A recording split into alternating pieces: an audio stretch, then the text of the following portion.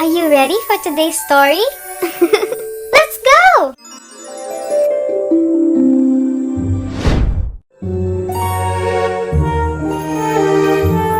My bedtime stories.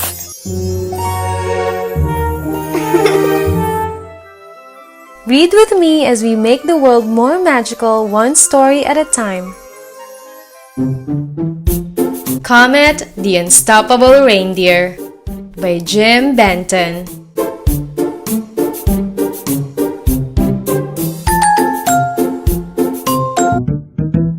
It was the night before Christmas, a tense situation. The elves had worked the whole year without a vacation. They weren't jolly or cheery. They were tired and cranky. There was some pushing and shoving between Stinky and Stanky. And so Comet stepped in. He hated elf fights. Then a wild punch connected and turned out his lights.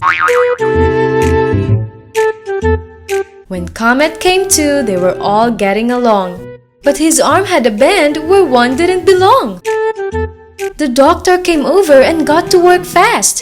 He outfitted Comet with a sling and a cast. As Comet jumped up, Doc said with a frown, "You're not going anywhere. Just sit yourself down. No dashing, no dancing. Your arm, it needs fixing. It will be a long time before you're prancing with Vixen." Later that night, Comet watched Santa get ready. His spot had been filled by a rookie named Freddy. "But Comet's the best," Dasher whispered to Blitzen. "I mean, Freddy's nice, but I'm not sure he fits in." I fit in, said Freddy. I so qualify. I don't need a degree. I'm a reindeer. I fly. Santa hugged Comet and told him goodbye. Comet sighed as he watched them fly into the sky. It's so very quiet when the elves all go home and you're a busted-up reindeer at the North Pole alone. Your friends have all gone to leave good girls and boys a present from Santa's great big bag of toys. His big bag of toys? Comet started to yell. How could they forget? And he called Santa's cell. But Santa was laughing at Freddy's bad singing. With those loud ho-ho-ho's, no one heard the phone ringing. There was only one thing that a reindeer could do to make sure that those toys got to me and to you. One single thought went through Comet's head. Always lift with your legs. That's what everyone said. With a heave and a hoe, he lifted that bag.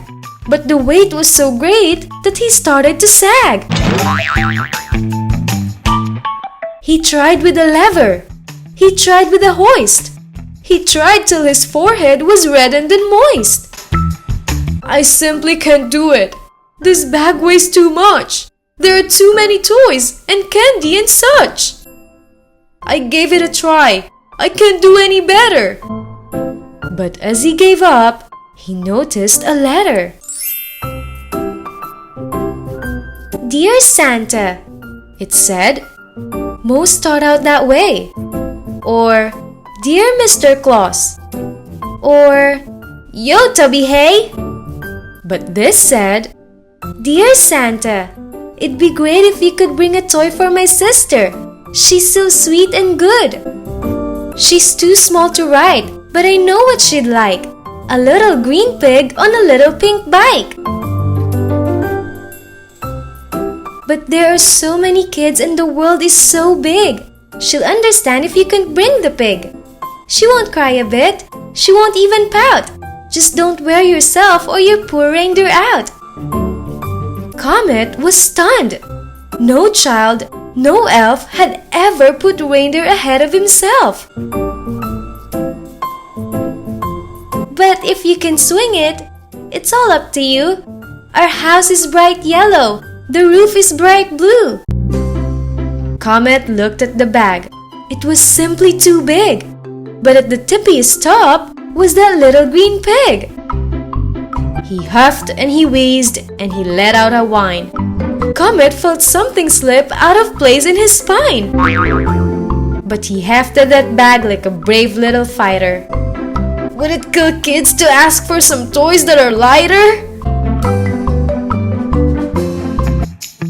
He limped to the map and looked to the east. Oh, it's morning there first, groaned the bellboard beast. He lumbered outside and prepared to depart when he heard the soft sound of a hernia start. I'll begin in the east and work my way west, Comet said as he winced at a pain in his chest. He flew to Siberia, Japan, and New Guinea, where he knocked out a tooth crashing into a chimney. He rested a minute. He felt kind of queasy. Santa had always made steering look easy. Then to China, Mongolia, Nepal, Pakistan, where he was nearly run over by a red minivan. On to Egypt and Sweden, Italy and France, where he scraped up his butt because he didn't wear pants. Then through Greenland, Guyana, and Newfoundland too, where a crash with a goose knocked his antlers askew. Cleveland, Chicago, then up to Quebec. He picked up a limp and a pain in the neck.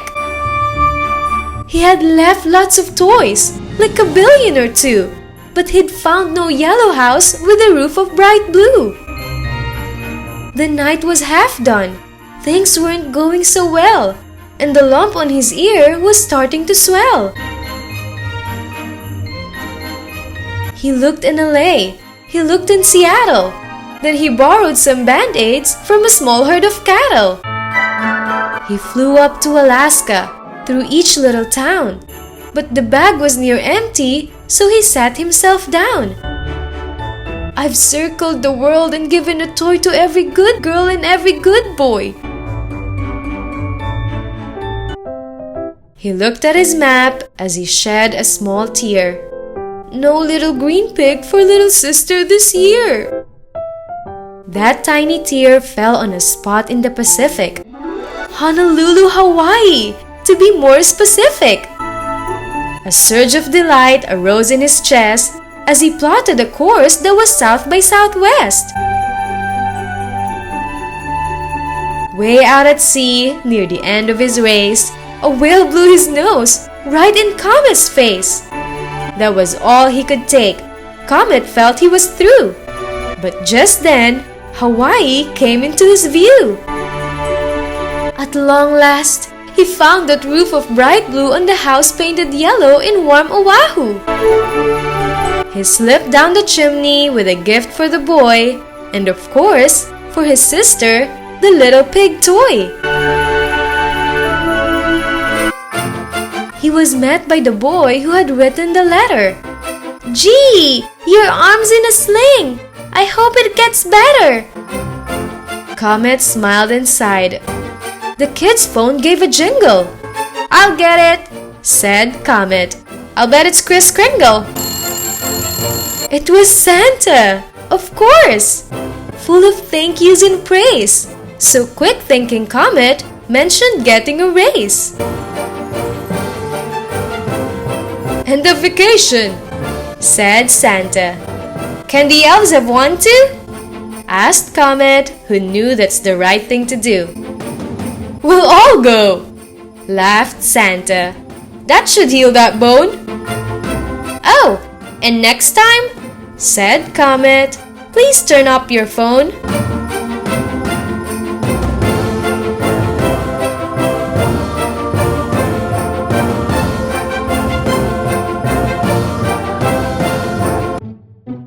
Thank you so much for staying and reading with me until the end. Please give this a thumbs up if you enjoyed this and share it with your friends so we can all read along together. See you on our next one. Bye!